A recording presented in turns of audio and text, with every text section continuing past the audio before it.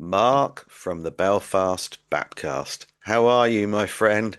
I'm a fantastic guy. And yourself? Yeah, I'm good, thank you.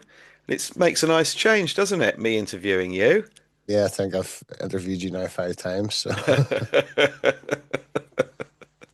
Well, I thought it'd be interesting to hear the other side because you're always asking me, you know, what am I into? What made me wake up?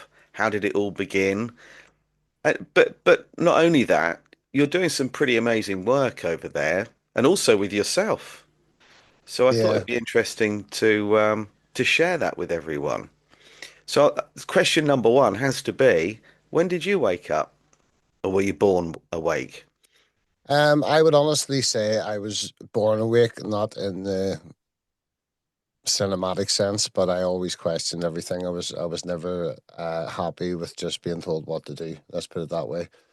Um, I needed to know the why, and most times the why didn't satisfy me. So Yeah, that's interesting, isn't it? Because as a kid, I remember saying that all the time when I was told to do something or told I couldn't do something. Why? And my kids were the same, especially my eldest son. So were you one of those? yeah, Where yeah, you can't do this, Mark. Why?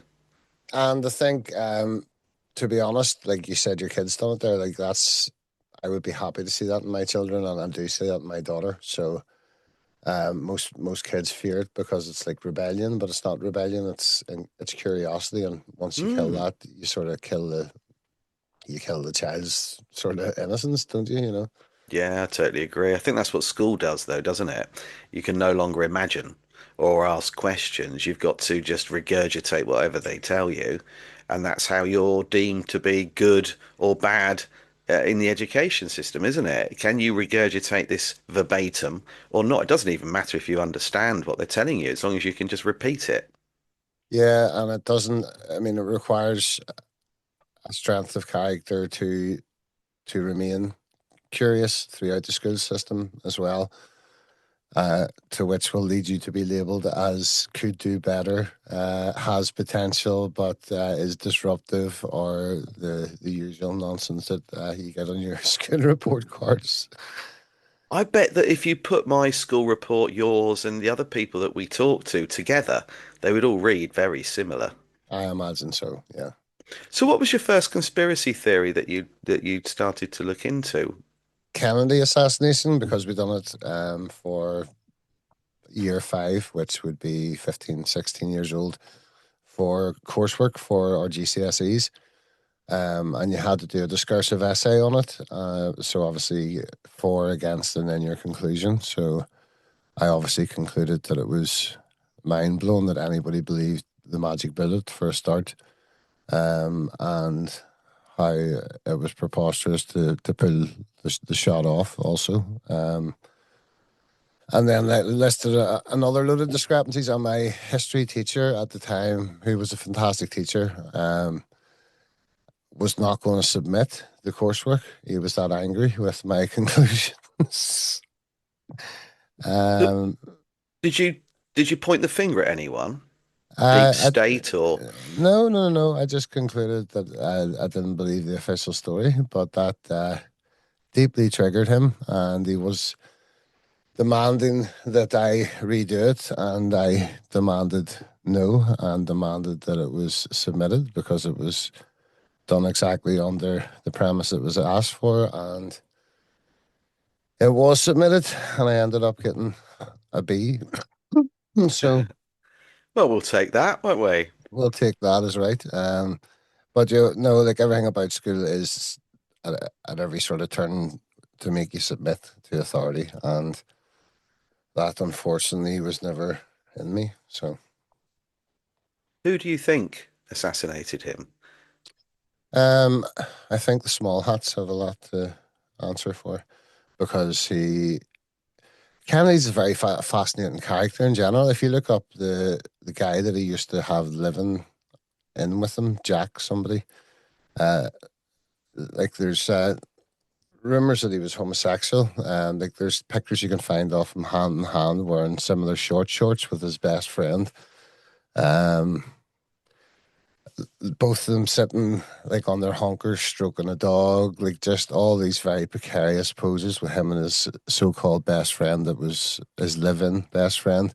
And obviously they propagated that he was this big womanizer with Marilyn Monroe and all the rest. And, conspiracy minded, I'm thinking, was this to hide his true sexual orientation? It's interesting you say that because there are conspiracy theories circulating that she actually wasn't a woman, or certainly Mm, not born as one.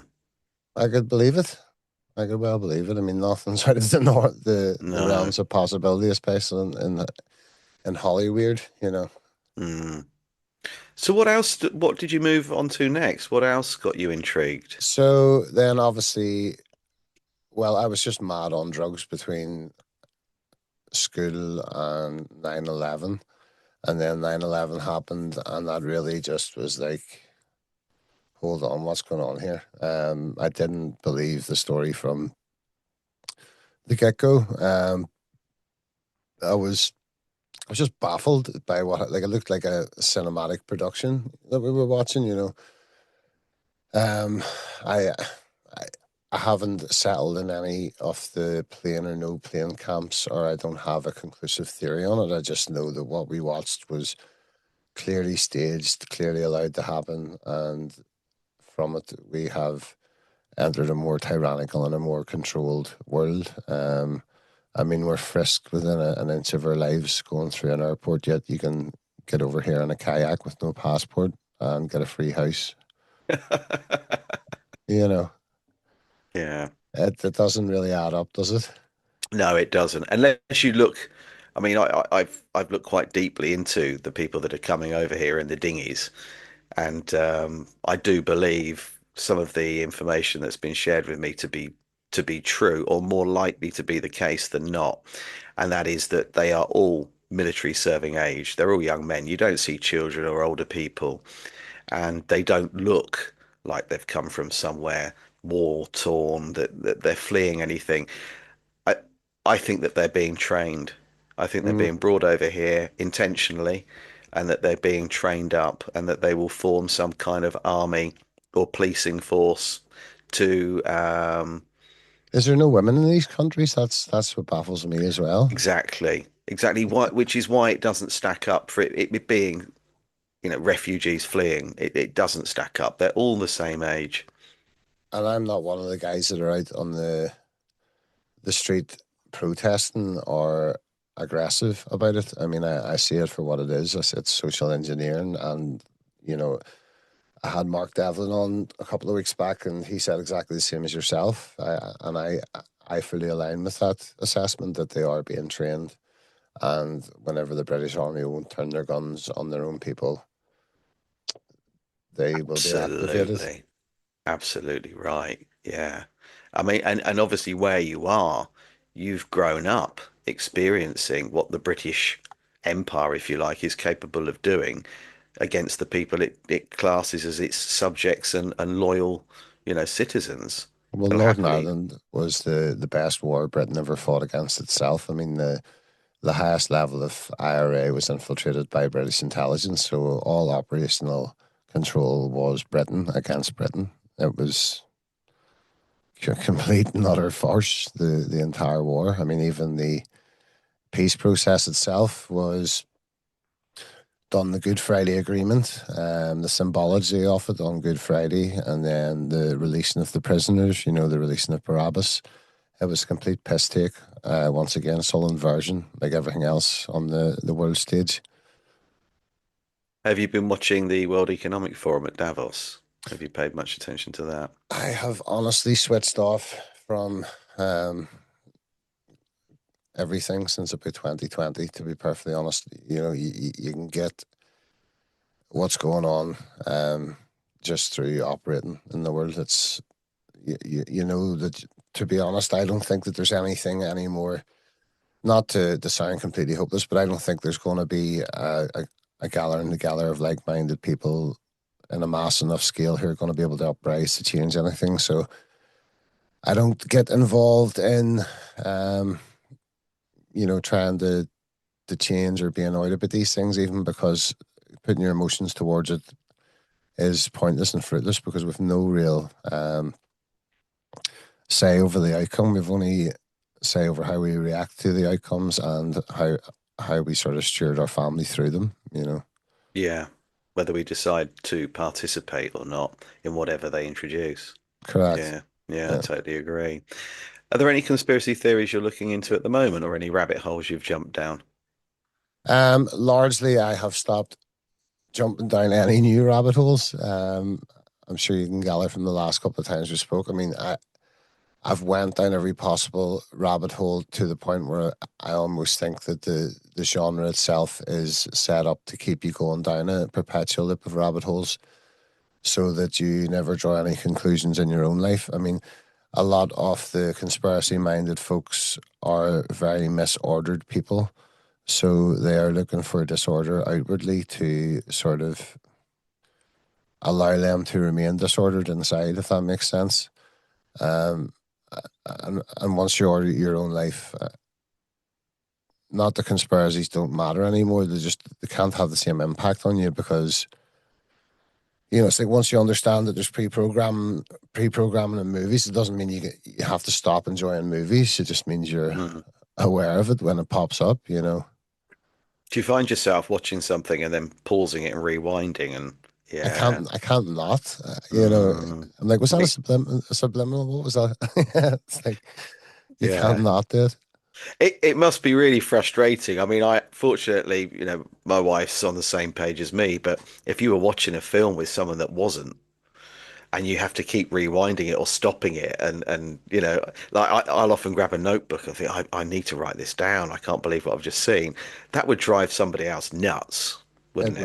would, it would, and I think largely, um, that's the other thing about this this sort of genre is like you have to understand it is very niche and like it's fine for you and I to go to the depths of hell in conversation about stuff, but just let people be in their bubble. You know what I mean? Some people have no interest whatsoever in knowing about the nefarious things that's going on in the world, and Yeah. they're sort of quite happy to remain in that sort of docile ignorance. Let them, you know. Have you had much backlash from friends and family when you've said things that don't follow the mainstream? I would say for the majority of my life, everyone's just thought I was crazy, and they were Mm. right. But in the last sort of couple of years, uh, slowly but surely, I think I'm beginning to look a bit like a prophet. Ever since COVID, you know, Yeah. because I was talking about forced vaccinations in 2005 to the family, so they can't sort of write me off just as easily anymore with things like that. So I found that I fell out with a few people and some family and actually a very long-term friend. He was an usher at our wedding. We clashed online because he was one of these people that, bless him, that kept putting up posts saying that he'd had his booster and he was doing his bit. And I kept warning him, and then he said, "Let's agree to disagree," and we stopped talking for a bit. And then he found out he had cancer, and we lost him last year. And it was a horrible situation to be in because we never had that conversation, you know.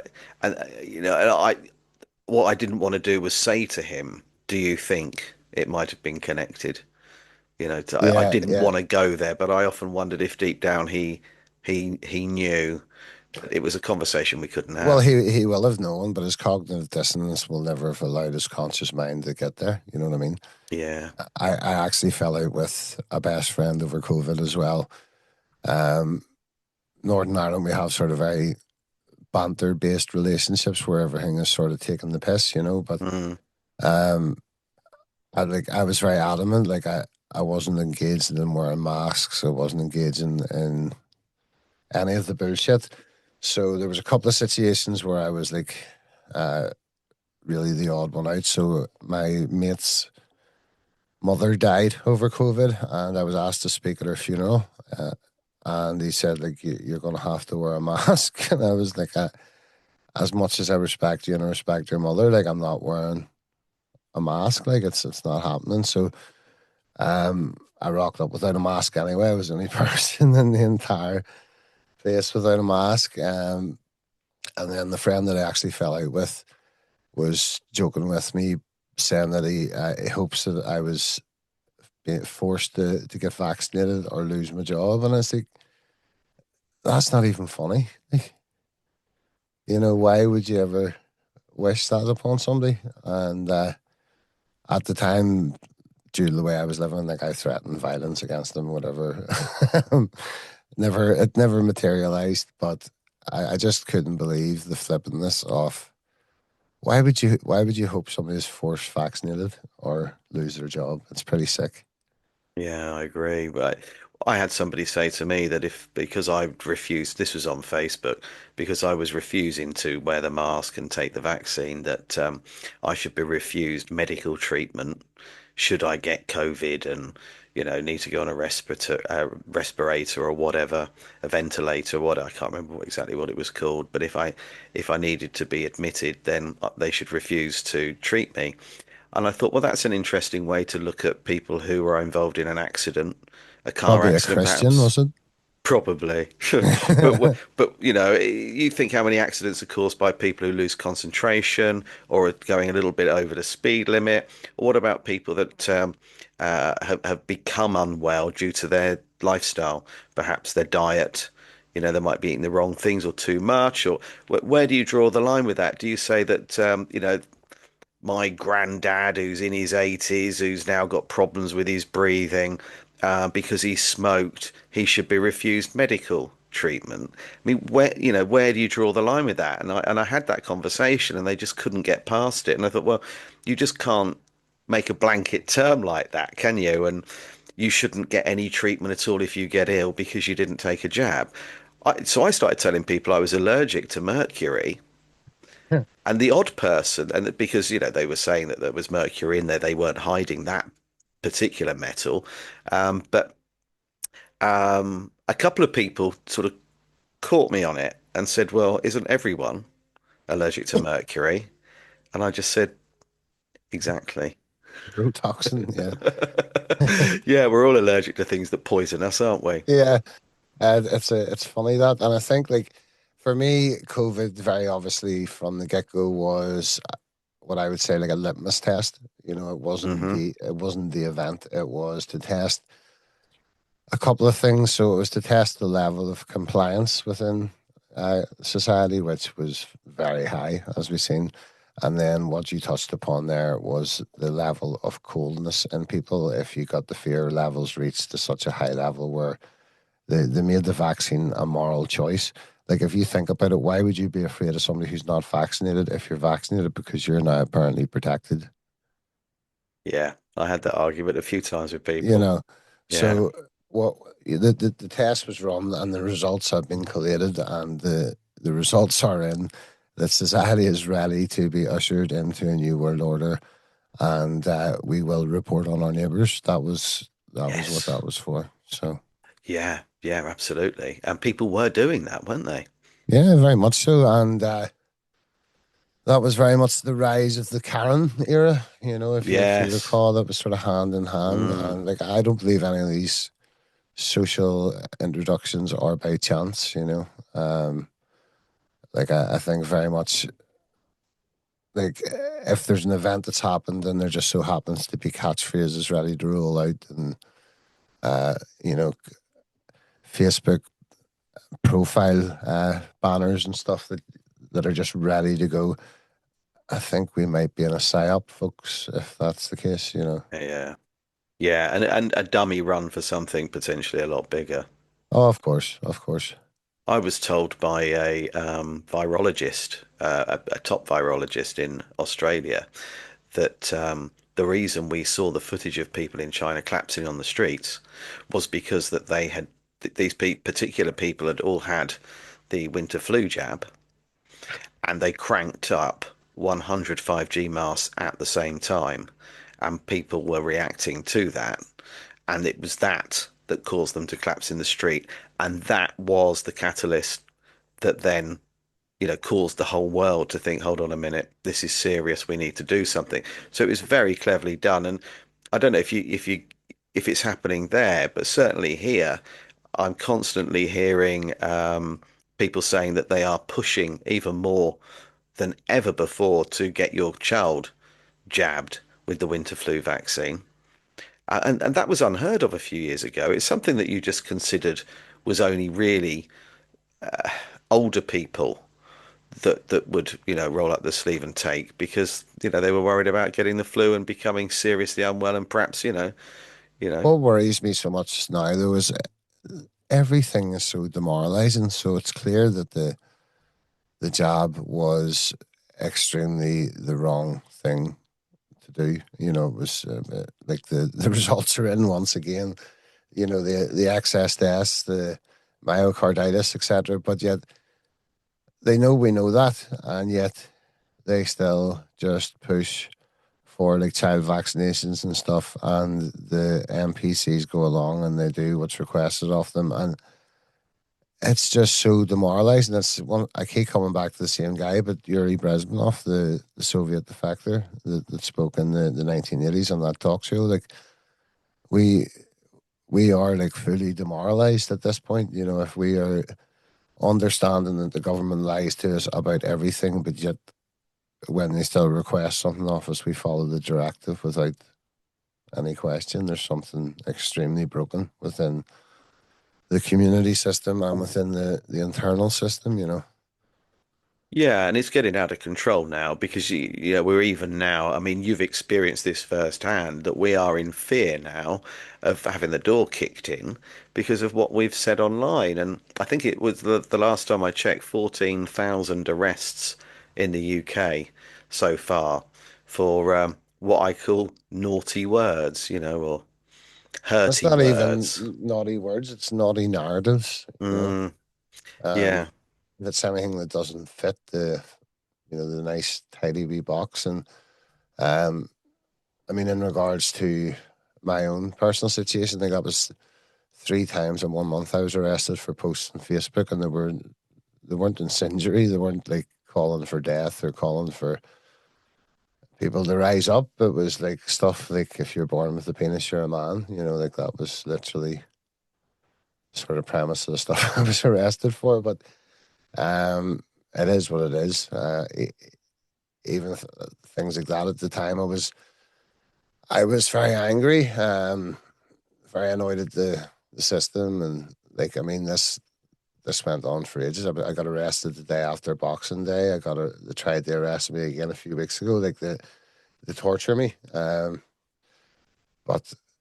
I honestly couldn't give a fuck. And I guess they know that. Yeah, they So do. it's not working. No, and that really bothers them. And I was talking to a guy from a sovereign movement the other day, the Grace Private Society or something, and I was trying to explain to him that I believe like sovereignty is something that is within, that's not legislated. I believe sovereignty is someone telling you to do something you're not spiritually or emotionally agreeing with it and having the balls just to say no and deal with the consequences. That to me is sovereignty. And I'll always live that way. If it causes me discomfort, so be it. Do you think that that's ultimately the goal, though? That they want us to fear the repercussions of every single thing we do that doesn't tick a box? Yeah, well, I mean, if I hadn't lived the life I had lived up until this year, those 3 arrests probably would have unsettled me or would have rattled me. But I mean, I've been arrested more times than I care to count. So it's not that big of a deal to me anymore. And most of the time, it was for things that were bad and they were my fault, and I did deserve them. So whatever. So like the police enter my life, I understand the process. I understand what they try and do in the courtroom. I understand that everything is fear based, and once the fear is clearly removed from you, they just it's a box ticking exercise for them at that point, because they can't uh, they can't sort of mold your behavior anymore. You know what I mean? They just have to process you and let you out. I Like mean, the Sorry, Mark. I was just thinking that the situation that you were in, where you are being arrested for saying something online, surely the police officers that came to you, they must in the back of their minds think, what on earth are we doing here? There are so many other problems we could be addressing. Surely that must have entered their minds. Well, you would think so, but instead, guy, they assaulted me, and they arrested me, but they further arrested me for assault and resisting arrest, not knowing that I had CCTV at my front doors. And I clearly get assaulted. They spray me with whatever it is, pepper spray or whatever, like less than a foot away, so directly under my eyes. My hands never rise above waist level. The CCTV footage is online. I have it on the BAP page. You know, it's clear who's being assaulted and who's not. It's like 20 past 4 in the morning. They called in my house for a start, for a Facebook post. And to juxtapose that, my wife's car, both her tires got sliced. This was only a month ago. Both her tires got sliced, and the whole side of it was scored with a knife, clearly with a knife. It was a puncture wound. Rang the police, reported it. They did not even come out and take a statement But they could come out for a post. at 20 past 4 in the morning. Yeah. That's incredible. And how long after the post was it that they came out? Uh, so they took the statement from the person who reported the post at like 3:30. It says in their police statements, and then they were at my door for 20 past 4.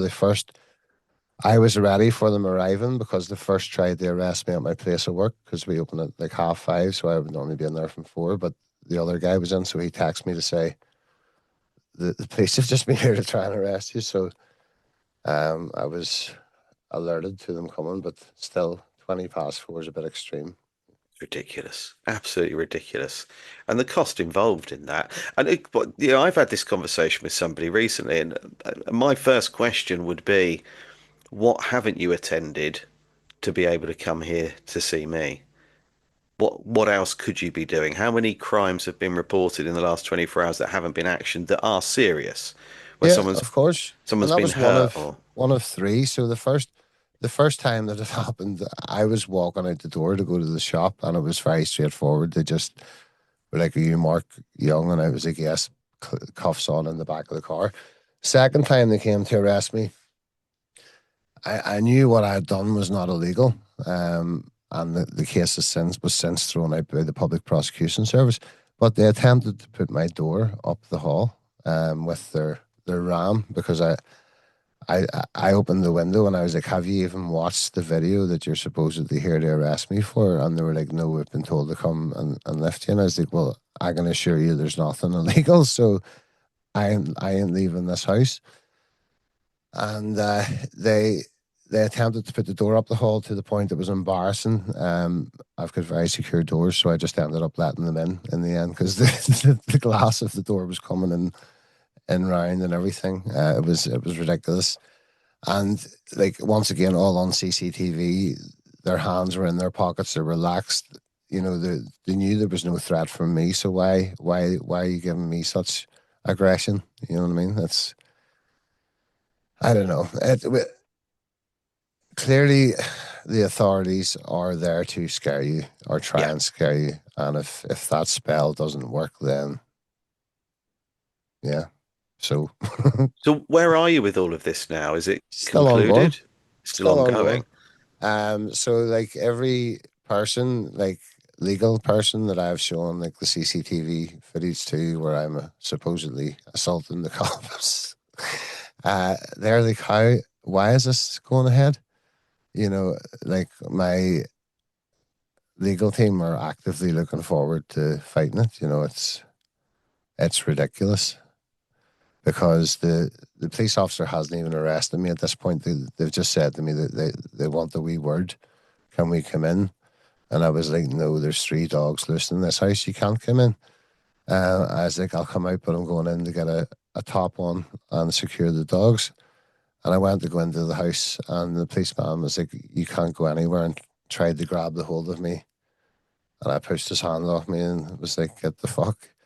and and then the guy behind him stepped forward, sprayed me in the eyes with the pepper spray. I closed the door, secured the dogs, got a jumper, threw a bit of water in my eyes, and went back out calmly. There was, at no stage am I hitting, assaulting, and grabbing, even shouting. Like, even after being sprayed in the eyes, the only thing I done was like lift my hand to rub my eyes, because they were irritated after getting pepper sprayed. So It's preposterous. where do you think this is going to go? I mean, because it sounds like you've got a case against them. Well, ultimately, yeah. So I'm waiting until everything is completely settled. So one of the cases has already been through out. Um, this current one is still ongoing. I don't see how it can ever reach a conclusion other than not guilty because you know even if the CCTV wasn't present, their statements don't align or make sense, and I can tear them No. apart. Do you know what I mean? Mm, Even without the CCTV, but with the CCTV, it's just damning because one of the colleagues closes him in the gated area by himself. So once again, clearly no threat perceived if you're letting locking your colleague in behind the gate. Just so many things. But once again, I don't like to concentrate on it because it means mm, fuck. It means fuck all to me. yeah, It's just another day and another appointment. So yeah, yeah. So for now, it's just ongoing. ongoing, and Yeah. I was being thrown at the start, while still in active addiction and trying to represent myself, but and it's just what's the point? You know what I mean? Mm, Just let those who are paid to look after that. So yeah. Yeah. that's exactly what I'm doing. So your life changed 60 days ago, didn't it? Congratulations. Thank you very much. Very significantly, I would say I haven't changed much as a person. In the sense, I'm still a dickhead. I'm still loud. I'm still, I still am who I am. But my priorities and my alignment has changed. I've discovered I have like quite a large heart for helping others. Because why wouldn't you? So I've sort of turned my shop into a social experiment of sorts. So we now do a completely free Monday service for the homeless and the elderly, in the local area, and then the rest of the week we have like an order now and a community order on our website. So if you can't afford to eat, you go the community order option, and it's completely free. If you're housebound, we'll deliver it to you as well. So we're funding that through. Um, we have like a pay what you can or pay it forward system that runs in the shop.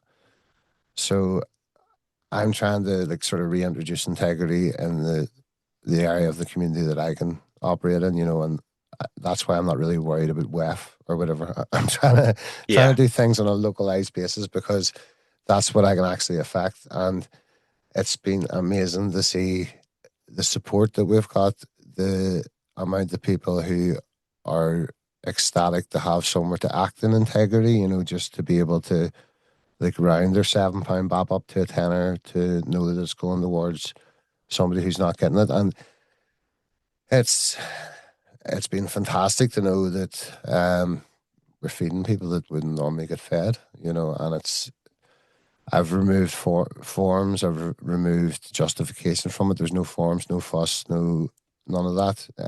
We're relying on people being honest, Yeah. and we interact honestly with them. So, Are you getting much PR and support for what you're doing there? um, honestly, like people have wanted to promote it and stuff. I don't really want to promote it. I think like acts of kindness that are promoted intentionally are not acts of kindness anymore. They're acts of character. Building or whatever you want to call it. Like you're trying to build your profile. I genuinely am trying to make a space in the community where people can come and everyone's the same. You know, we have a very high quality supply list. Like that's the bit.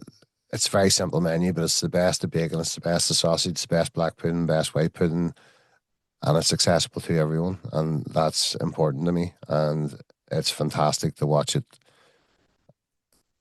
actually run and run properly. You know, so we take care of the deliveries. Obviously, the delivery drivers still need paid, etc. But I have a buy me a coffee set up, and we're starting to grow the Facebook subscribers, which is like 99p on the Belfast Breakfast Pops page. So we're now up to 15 subscribers on the page, and we started asking for them a day ago. So we're funded through that, and we're funded through Buy Me a Coffee. And honestly, it's been humbling and amazing just to see how much people are willing to get behind something that's pure. You know. And you could be the catalyst, couldn't you, to other businesses doing exactly the same thing? Well, that's the thing, and that's why when you said like PR and all the rest, I don't want to brand this in any way, shape, or form because I want this to be something that, say, the coffee shop 2 miles away can do as well, because it's not just uh, East Belfast that needs this service. And when institutions fail, you can get angry, you can shout, you can get annoyed, or you can show that they're actually pointless in the first place by providing the system cleaner and without forms and without need for justification and without a need to sell your soul or meet a certain criteria. We're not asking for any of that. It's a community order, or on a Monday, for example, you just come in and there's no questions asked, you're served and it's free. So, And you're getting a really good turnout from that. Yeah. people, the pay it forward or pay what you can system, like honestly, the community are policing that themselves. Oh, that's brilliant, isn't it? It's And fantastic. you're working on another project as well, aren't you? Always working on projects. But this one's So, a little bit bigger, isn't it? are you talking about the boxing? Yeah. So, yeah, um, I am boxing on the 26th of April at Tully Glass Hotel for the Fighters Fight promotion against a guy, Strato. Now, he's not a professional boxer by any means. He's had, like, I think maybe 3 or 4 boxing matches. I've had zero, but I can't wait. I'm looking forward to it. I'm enjoying the process of training. Currently, I'm sitting at like 97 kilos of relaxed muscle, shall we say. So the next 12 to 13 weeks, I'm just going to be living like a monk and training like a maniac. So Hmm. And how's it going? so far so good. Like the just to jump back into sobriety for a few seconds, like so the best thing about sobriety is I finally know who I am, if that makes sense. I'm not searching for an identity. So in regards to the boxing, my identity is not reliant on the outcome. So that takes away the nerves automatically. It's just the process of training. It's um, one of my mates, Adam. He's the boxing trainer. He's an ex MMA pro, so I've access to him twice a week, and then just doing my own stuff as well. So looking forward to it. And I believe you said you were over this direction in April, so you might be over to see the fight. We could maybe get you over to. Yes. Yeah, we're supposed to be over in May.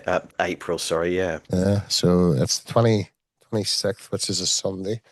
So if you do happen to be over, or know the dates you're coming over, I'll get you a ticket for the fight, you and your wife. Oh, that would be fantastic. I mean, it would be nice to come over anyway. Be Yeah. nice to come over because when I saw you with Mark in your studio, I thought, bloody hell! I was really surprised to see him sat there. Yeah. You'd be even more surprised if you were the one sitting here because it looks good on the screen, but it is a piece of shit when you're actually actually sitting in it looking out. It's the smallest space ever, but I mean it's functional and it does what it Hmm. does. And I mean I started the podcast on a complete whim. I've always been very curious, and I enjoy talking to people. So, and as opposed to most Northern Irish and English channels, I didn't like start by interviewing my mates, or I just started emailing people I'm actually interested in speaking to, and most have been unbelievably given with their time. So And you were actually quite close, really, to getting Anatoly Fomenko at one yeah, point, weren't you? Yeah. yeah, I had. So I didn't even know that he didn't speak English. So I just by chance translated my email into Russian and sent it to him. And I was talking to his assistant back and forward, and then it just sort of fizzled out. But even to get a response, I was quite impressed, to be fair. Is that something you could reignite?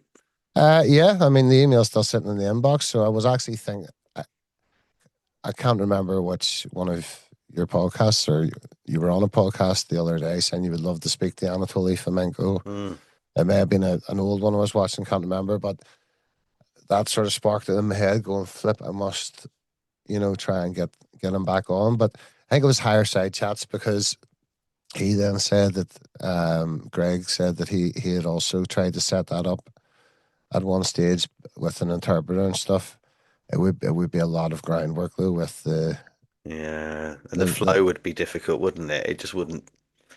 Yeah. the It would. language barrier. Mm, And I mean, really, I think it would be an amazing thing to chat with them through an interpreter, just to have a chat. It may not be yeah. the best content ever, if that makes sense. Mm.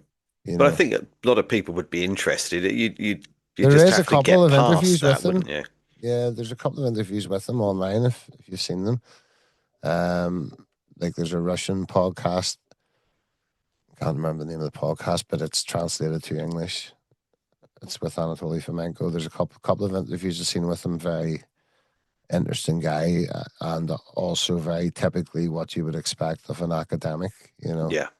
Yeah. Yeah. Who else would you like to get on your show? Is there anybody else that you've reached out to, not heard back from, or any? So I was talking back and forward with Peter Hitchens. He's always intrigued me. He's kind of like, to me, sort of like the last bastion of like the empire sort of people, and he sort of stands between a crossroads between institutional media and independent media as well, even though he does work for the Mirror Online, but he has an independent voice, and I've always respected him, and I've always respected his brother Christopher's intellectual abilities and insight into things as well. So hopefully get him on. I've been Kathy O'Brien is putting me in contact with Rosie O'Donnell potentially. Oh, So well, right. yeah, that would be quite an interesting one, because she's an absolute firecracker. So yeah, I'm just interested in conversations, and honestly, at the start I was just doing interviews and uploading them, and I'm now sort of just pacing them out a wee bit more, allowing them to breathe, and giving each episode the time they're due to sort of ferment in the algorithm before uploading something else. There was at stages there I was doing like 4 interviews in a week and just uploading all four. Yeah. Yeah. So now leave them for a few days. That's what I tend to do.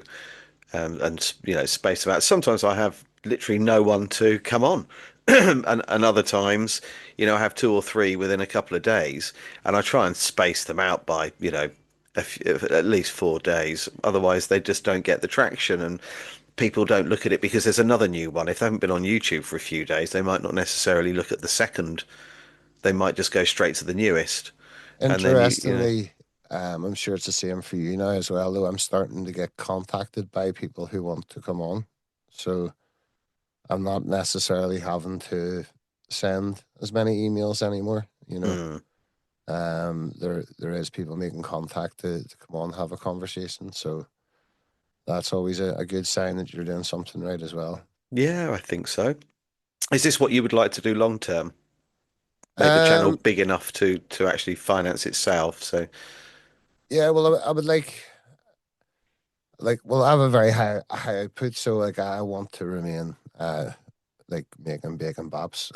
And I want, I want my life to remain how it is. But I would love for the podcast to obviously take take off, and for it to be a wee bit more recognized. I mean, we have the back catalog is insane. For 7 months I've had like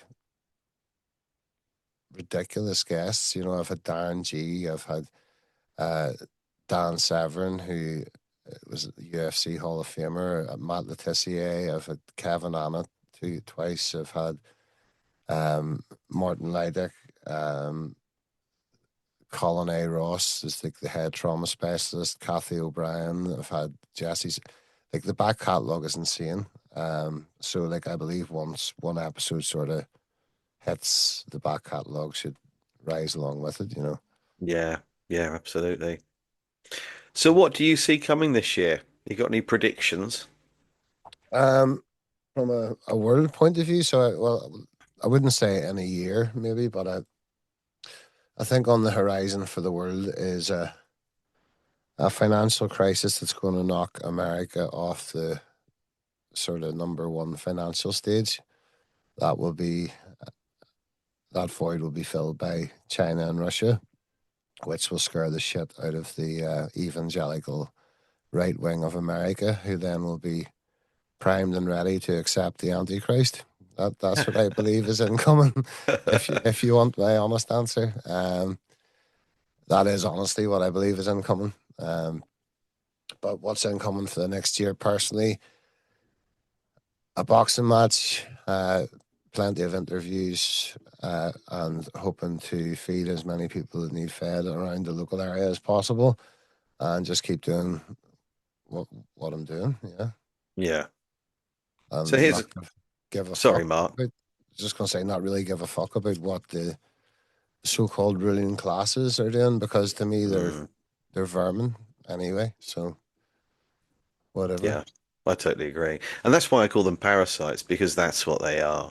Because they live off us. And it isn't just our money. They live off our energy too. And I'm a big believer in the Loosh farm theory that they Very are much. zapping our energy. Um, is there a conspiracy theory that you would like to research further? If you had unlimited funds, is there something that you would really like to, you know, I, explore with some serious um, heavyweights? um, I really well. Anything that I've sort of looked into, I've and conclusions that I've came to, I'm pretty concrete in them. So I just want confirmation of a few things, Hmm. and I would like to be able to go and see the ice wall. Yeah. I would like to be able to touch the firmament. Like be able to see what is it's made of. Things like that. It's clearly I'm in a post heliocentric flat argument. I clearly believe the Earth is a plane. So I'd just like to see the ice wall if funds were unlimited and treaties were not present. It's interesting you say that because I had this conversation about a week ago with someone, and it wasn't for an interview. It was just a Zoom that we'd set up, and he'd been researching flat Earth, spinning ball. Which is it? And he came up with an alternative, which I quite liked because I said to him as a kid, my nan, she lived in Dover, and on a good day you could actually see the English Channel. Sorry, you could see through the other side of the English Channel. You could see the shoreline of Calais. You could see the beach. And of course, that isn't possible with everything we've been taught. The dip, the curvature should be No, so that we can perhaps at best see the very peaks of some large buildings or structures at best. So how is that possible? And he said, well, what if it is a ball, but it's about 100 times larger than you've been told it is? Because there are continents out there that you are not aware of. There is land behind the ice walls, and we are within an iced wall, a dome, if you like, around us. But beyond that, there is so much more. And that kind of got me thinking because no one had ever suggested that before, that it's still a ball, that we're still a globe as such, but it is, maybe 100 times, if not bigger, 1,000 times larger than we've been told it is. So it appears flat. I would say the lack of adjustment of an airplane's trajectory would still rule that one out. Depending on how large it is, though. Mm, it would need to be pretty damn large for no adjustment. Yeah, yeah, because I've actually asked a pilot that very same question, and he came back at me with something that was pointless. I said to him, "Do you make any adjustments for the curvature of the Earth?" And this was last summer. And the cockpit was open, we hadn't taken off, and I've gone for a pee, and I just leant my head round the door and said, do you mind if I ask a question? So he checked me up and down to make sure I didn't look like I was going to cause a problem. And he said, yeah, sure, far away. And I said, do you make any adjustment for the curvature of the Earth? And he said, no. I said, well, that's strange, isn't it? What's stopping you flying off into space? And he said, well, if you were on a hoverboard like Marty McFly in Back to the Future, and you were traveling on one of those over a long distance, you wouldn't make any curvature adjustments, would you? And I said, well, that's a couple of inches off the ground, traveling at a few miles an hour. You're up in the sky, traveling at 500 miles an hour. The two aren't comparable. That's kind of like a weak argument. And we Yeah, agreed to disagree. And I thought I'd better go and sit back down now in case I get carried away. And, I thought he might be the wrong person to upset.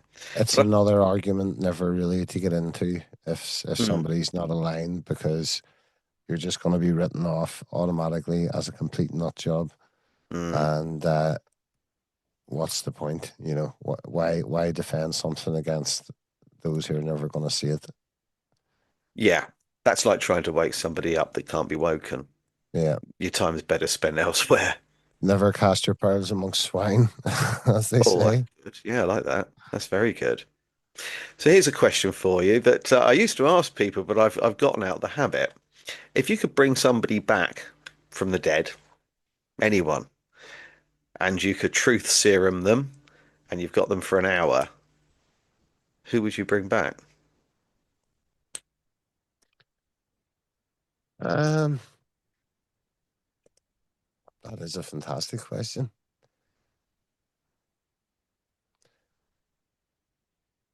Edward Bernays,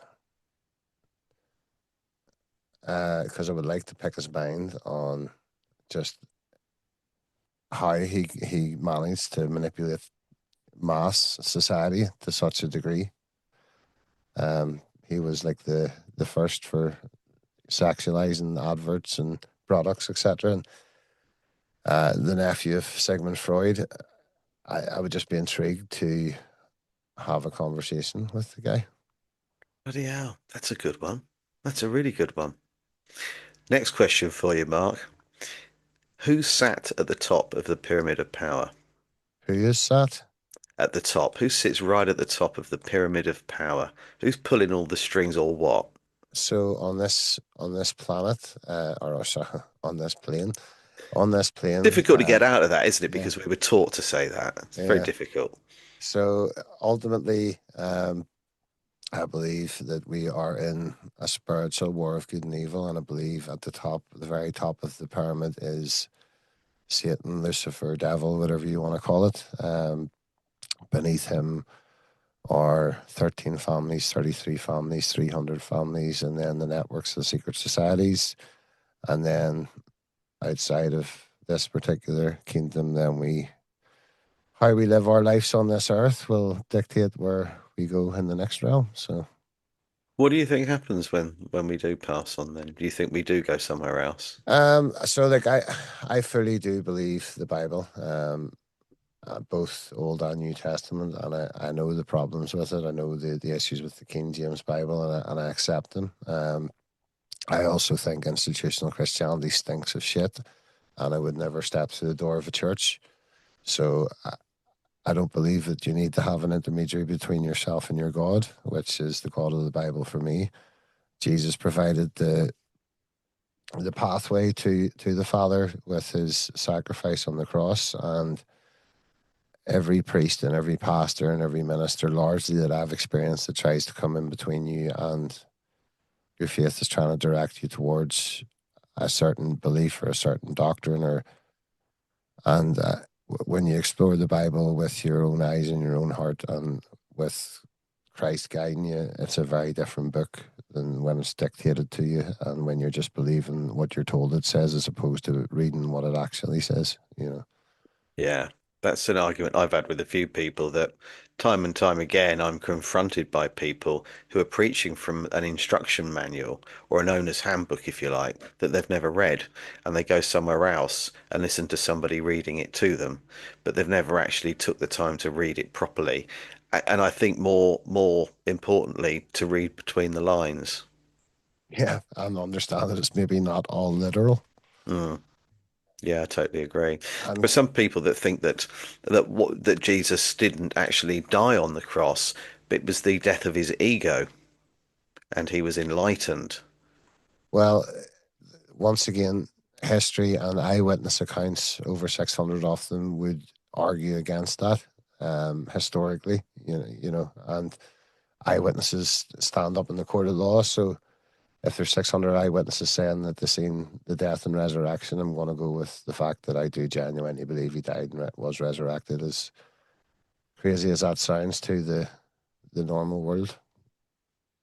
And I No. think if we look at society as a whole, not to get into a rant here, but incrementally over the last 40 to 50 years, ever since the introduction of the social welfare system, there has been the reduction of Christ and God from power and from schools and from every other aspect of life to the point where meaning has been taken away at every single level. And we have a very lost generation in general. Mm.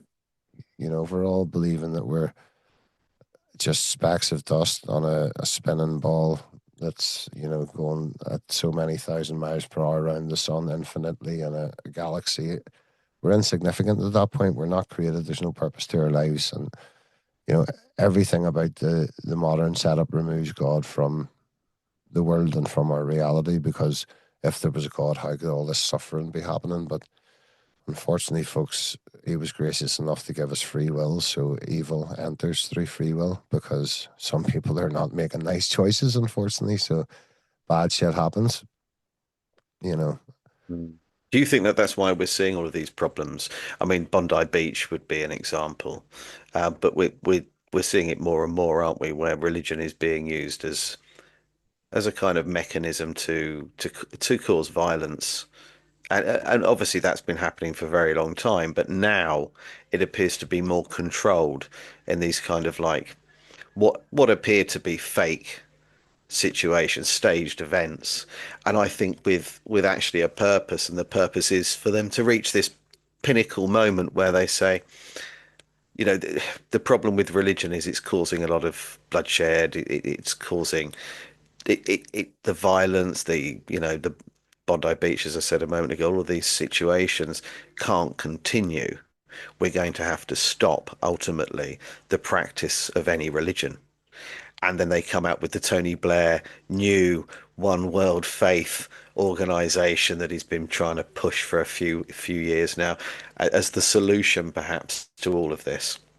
See, ideally, and this is how you know that churches, institutional churches, are doing their work. Proper Christians who read their Bible should have been the first to question everything that was going on around COVID, for example. But Christians, inverted commas, on the whole, who go to church on Sundays, which isn't even the Sabbath, um, Mm. were the first and the most adamant about every COVID restriction. You know, they were the biggest bitches to authority that were out there. I mean, the churches were making their congregation mask up, and it was just preposterous. I know you know, and for me, a good rule of thumb is if the place is tax exempt, they're not preaching the gospel. you know. Yeah, that's a very good point. And you're quite right, because you would think that people would have more faith. Because there are religions out there, the Buddhists, for example, where they just accept that their fate is their fate. And, if you're ever in a country, that's where that's the predominant religion, then they'll cross the road without looking because they do believe that when their time comes, it comes and they shouldn't intervene with it. You should And, maybe check, look both ways. We should maybe oh, maybe I introduce think so. that at the I, I, very t- least for self-preservation. But like, I yes, totally agree. But you can understand their philosophy. They do. 100%. They do believe that when it's their time, and they don't need to worry about things like that. And they go through their life not worrying about that kind of thing. Whereas, if I'm crossing the street in London, then all like, I'm constantly looking left and right. Even if the traffic's one direction, I'm still looking both ways because you don't bloody know, do you? You just don't No, know. especially with all the mad drivers on the road currently who just get their licenses exchanged at the from foreign countries, etc. I mean, there's some mad videos online of the most dangerous driving ever in the UK at the moment. But for me, Christians, I, I'm saying this like I'm abstract from it, but like at the time when COVID was going on, I wouldn't have considered myself a Christian, and I was like, well, where is your faith, guys? Even if this is real and there is a pandemic, why are you wearing masks? Why are you not seeing your grandkids? Because you're afraid that they may infect you with this illness. Where's your faith? Yeah. It just baffled me. It just completely baffled me. It goes against everything that they're actually preaching, doesn't it? I mean, It if they does, but actually then read, sorry, they're Mark. they're not going. They're what you'll find is that most churches, chapels, they have a respect for God and Christ of the Bible, but they actually are going to hear whoever it is in the pulpit speak. They don't really give a shit about the actual religion. It's a cult of personality. And somewhere, and especially evangelical churches where they get to roll around on the floor and bark like dogs and act like idiots for 10 to 15 minutes on a Sunday. It's laughable. It's a joke, like to think I've been in churches where, people will fall back and pretend to be overcome by the Holy Spirit and they start babbling, pretending they're speaking in tongues. And you're like, for a start, the Holy Spirit's not going to want you to fall back and split your head open potentially. And secondly, when it talks about separating of languages in Babel, it was literally different languages. It wasn't just babbling. it was it was the whole world no longer spoke in one tongue. They spoke in many different tongues, so they confused the languages. Not somebody sitting there just making up random words and proclaiming that they're speaking in the Holy Spirit's tongue. It's insane and scary, to be honest. I remember as a kid seeing American TV shows where actually that was, that was going on all the time, but always with the same message at the end, where you could now ring a phone number and actually give them money. Isn't And it that's, amazing? That pardon? it's amazing how there's always an avenue to give a church money. Yeah, and obviously I go in quite a few churches and cathedrals because I'm always looking for clues or, evidence of something. And the first thing I see now is a donation box with actually a tap. You can pay by card, you know. QR codes. Yeah, and all that. And I think, well, you know, surely if that church is going to close or it's going to stay open, is God's will. 100%. And I believe if a church was actually a church, they would be trying to do stuff like what I'm trying to do with the shop. They wouldn't be so Exactly. concerned about preaching about Jonah getting swallowed by a whale. They would be actively trying to make their communities better. Yeah. And they could have done during the pandemic, couldn't they? They could have done. Very much, very much Mm, so. And there's yeah. been so many times where there's been natural disasters and Joel Osteen, he's an American minister, was during one of the hurricanes. Took him 5 days to offer his church as a place for survivors to, bed down for the night. It's like, surely that would be the first thing a Christian would do. Yeah, because I'm pretty sure there's a famous story about it in the Bible about this couple that are expecting a child and they can't find anywhere to stay. No room in the inn, I believe, Yeah, was that's the it. Sorry, Mark.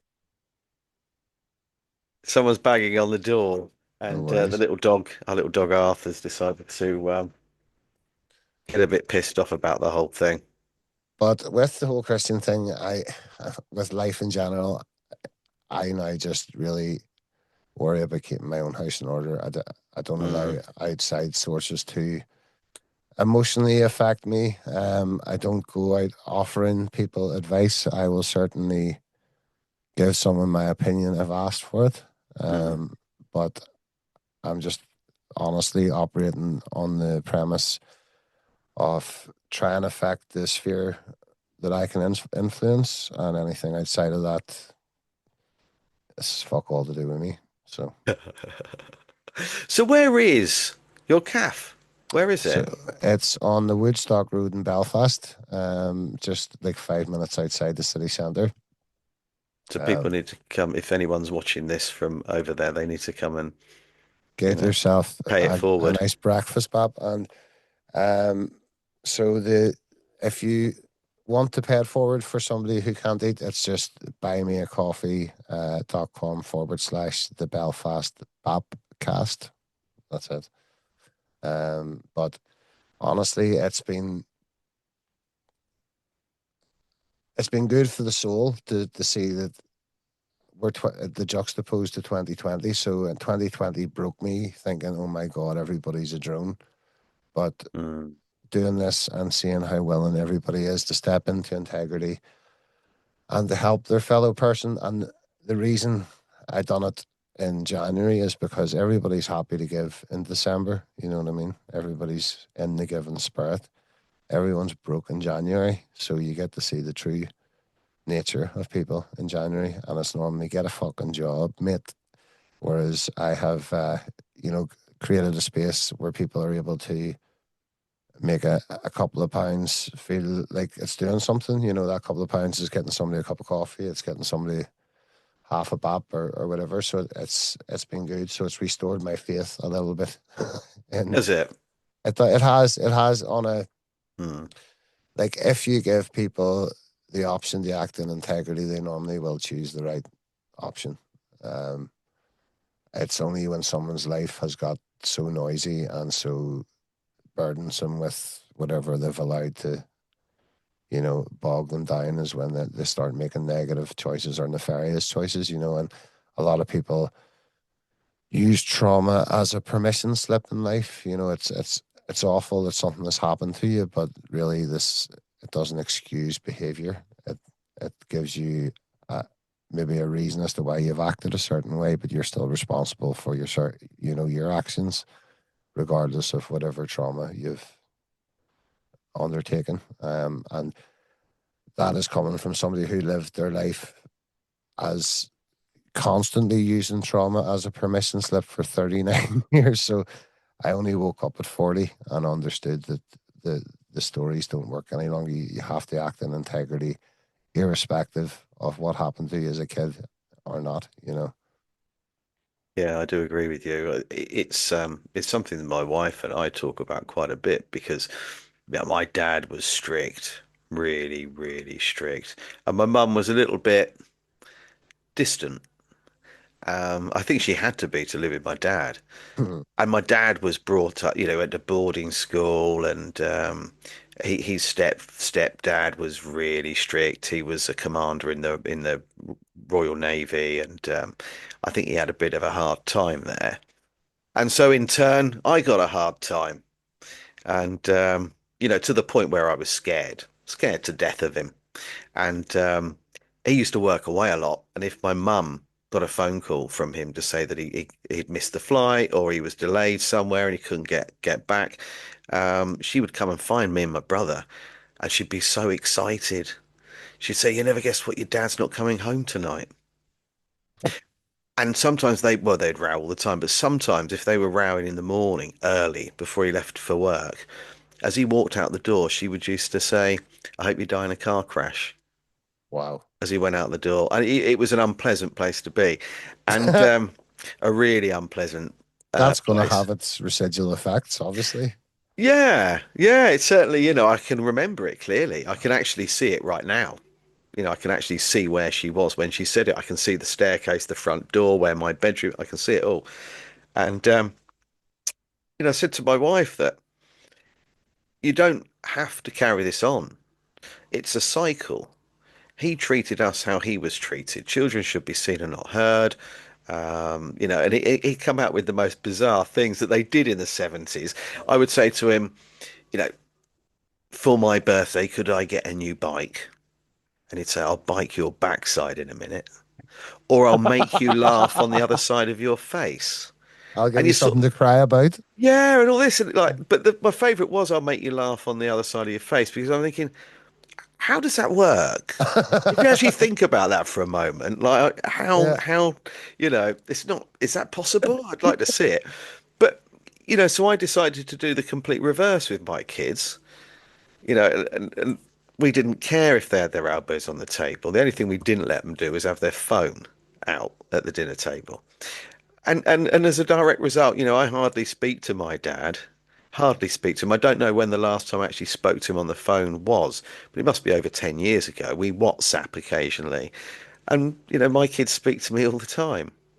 I went from Says it all, really, doesn't it? yeah, because you can't say what that, oh, well, that's how I was brought up, or my childhood is going to determine the rest of my life. At some point, you've got to draw a line in the sand and say that I can't carry this around with me anymore. I'm going to forgive and forget.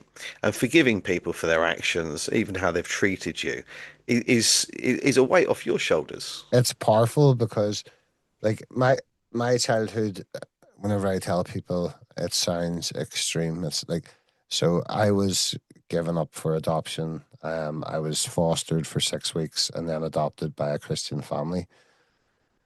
Um, I found out in the round, I think it was the 16 or 17, that I was conceived through rape, and that's why I was given up for adoption.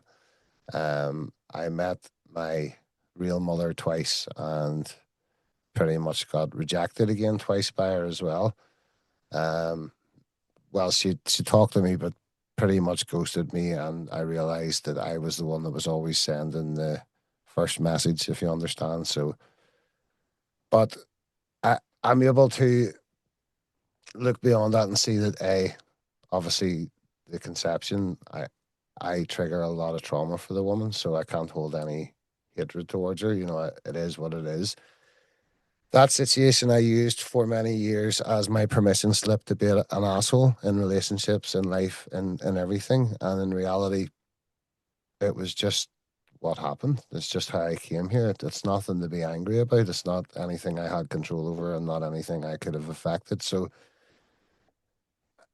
that's what I mean when about using trauma as a permission slip. Like that does not excuse or allow me to be a certain way or do certain things. That's just how I came here. That is what it is. And I think that's the most important message. It is what it is. Mm. And you do just have to adjust life accordingly. And I used that for so many years as an excuse to ruin relationship with my own daughter, for example, or get further into addiction. And one of the most amazing things about the past 60 days has been feeling and seeing the regaining of the trust from my daughter, and like just seeing the happiness and family around me, as opposed to the constant disappointment or the constant worry about me doing something mental, or it's just nice to finally be living an ordered life.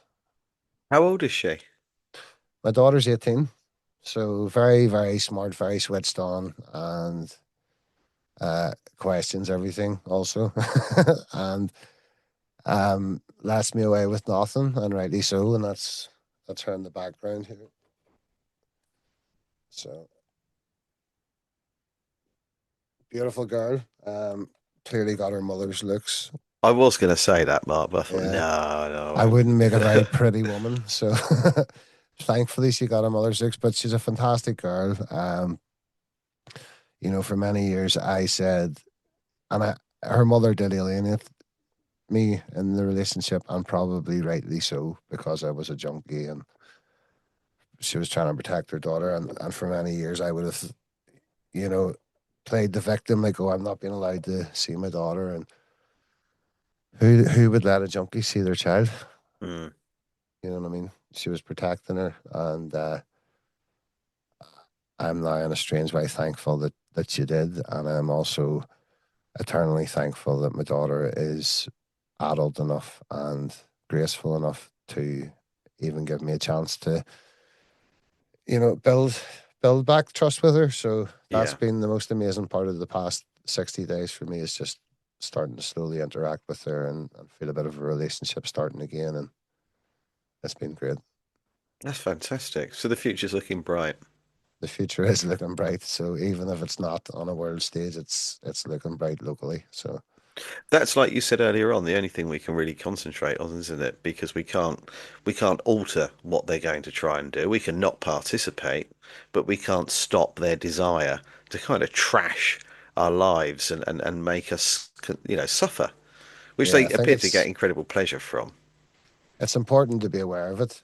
Yeah. But I think it's important to only put your energy and your emotions into your family and your own life, because these things, to a large extent, are there externally also to suck energy from us and, take away.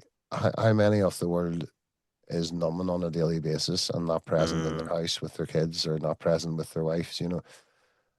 I'm very much on a mission to get people back to just being present, because you're missing so many moments. Like, there's four people. Mark said it when he was on the show here the other week. There's four people in a house in four different rooms and four different devices talking to four different people that aren't in that house. And it's like, yeah. be present, guys. I've seen it before where a friend of mine has been in, we've been round his house and he's having a conversation on Facebook on a post with his son who's upstairs. That's insanity. Yeah, and I thought that was really strange. And you see it quite a lot these days in restaurants, don't you? You go somewhere and the whole family are sat there on their phones. They're not talking to each other. And I think that you can tell someone's age or the generation, the era they're from by how they walk with their phone.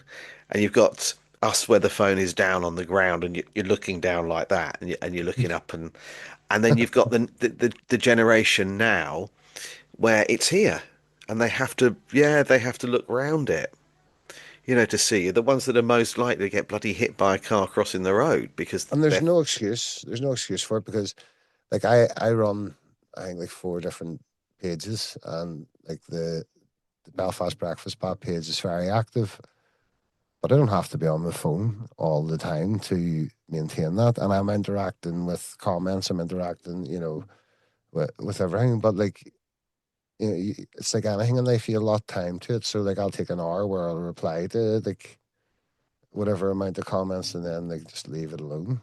yeah.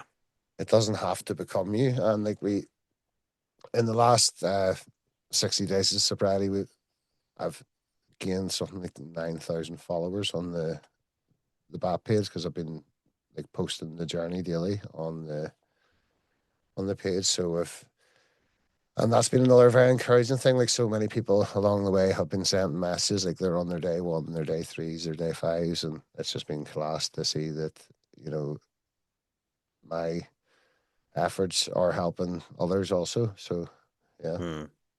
So before we go, where are the best places to find you? Obviously, I'll put the links in, but not everybody reads the description. So YouTube, the Belfast Bapcast. Social media wise, the most active is the Belfast Breakfast Baps page. And if you're ever in Belfast, make sure you call in for the best breakfast in Belfast, which is at Belfast Breakfast Baps, which we're located on the Woodstock Road, and it's just 5 minutes walk from the city centre. So Brilliant. Well, thank you, Mark. Is there anything you'd like to say before we sign off? no, just thank you very much for having me on, Oh, and it's been a crikey, it's a pleasure as pleasure. always. That's a pleasure, mate. It was definitely your turn. It was overdue, Yeah. but I wish you well, and I do hope to see you fight. On behalf, I actually do have something to say. On behalf of Christianity, we're not all dicks. Just the majority of us, but we don't all come on their posts and attack you viciously and No, I know. not Christ-like, you know. So It's funny. I can't repeat the exact word he said because of the algorithm on YouTube. But when I joined the Freemasons, and everybody watching this will know that I joined and why I joined and why I left. But I had this conversation with my friend's dad, and that was the person that got me to join. You know, I'd mentioned to my friend, I knew he went, and his dad was a really high-ranking Freemason. He's gone now, unfortunately. And over a period of about a year, his dad started saying to me, you know, if you're still interested, we've got a dinner and dance, a function coming up. Why don't you come along, meet everyone, see what you think, and then we can have a chat afterwards. And if you think they're all dicks, then you don't have to bother. And if you think actually this might be something you're interested in, then we can get you interviewed, and away we go. And obviously, I went to the dinner and dance thing. It was a really, really good weekend. It was at Eastbourne, and we actually got banned from the hotel. The actual it's always lodge a was good week, yeah.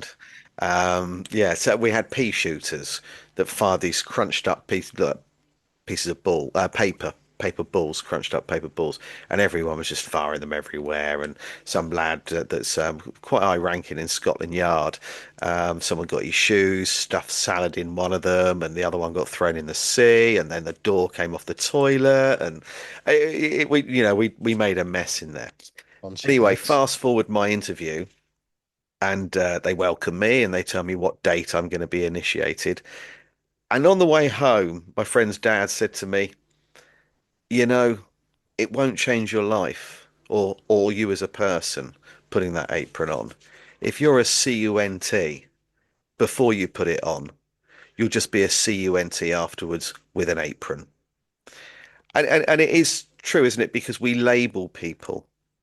We decide that everybody is, all Masons are nefarious. They all worship Baphomet or the devil. It's all satanic. And we do that about a lot of Yeah. people, a lot of groups of society. And you can't do that. You can't generalize or I have stereotype. friends who are police, for example, and they're never done arresting me, but I have friends in the cops. So, you know, you can't judge the whole. No, you can't. It's like the one bad apple, isn't it? And you can't do that. But we do, unfortunately. That just seems to be what we do. We label groups of people, and often without really truly understanding. But, as I tell most people, my mother's side, her bloodline, her father, we only found out through sending our bloody DNA off that, she's Jewish. And my dad's family, although he raised us, we had to go to Sunday school. I went to a Church of England school because my dad wanted us to. He's not at the time wasn't really a believer. He was more scientific based, and but he was raised Roman Catholic. My wife's Muslim. My son who just got married, his wife's Tamil. And so we've got all these different sort of cultures, and I kind of find it all fascinating. And I would never stereotype or generalize, but it's just as I said, if anybody's going to send me a pretty nasty message, they tend to chuck a verse from the Bible in with it. And I've Mm. always found that strange. Some might almost say ironic. Yes, yes, or hypocritical, or Yeah. yeah, yeah. Yeah. Con Well, I suppose the main message would be those who are actually Christians, I don't believe would do that. no, I think you're right. And as I said, the people that have really read the owner's handbook or you know, If you believe somebody's watching you continuously, you ain't going to be doing that. no, exactly, exactly. Thank you once again, Mark. Pleasure. Always, always a pleasure. And this will go up within about 3 or 4 days' time. Okay, no worries. Thanks once again, and I'll see you on the other side. Yes, dude. Thank you very much. All the Take best. care. Bye Bye bye. for now.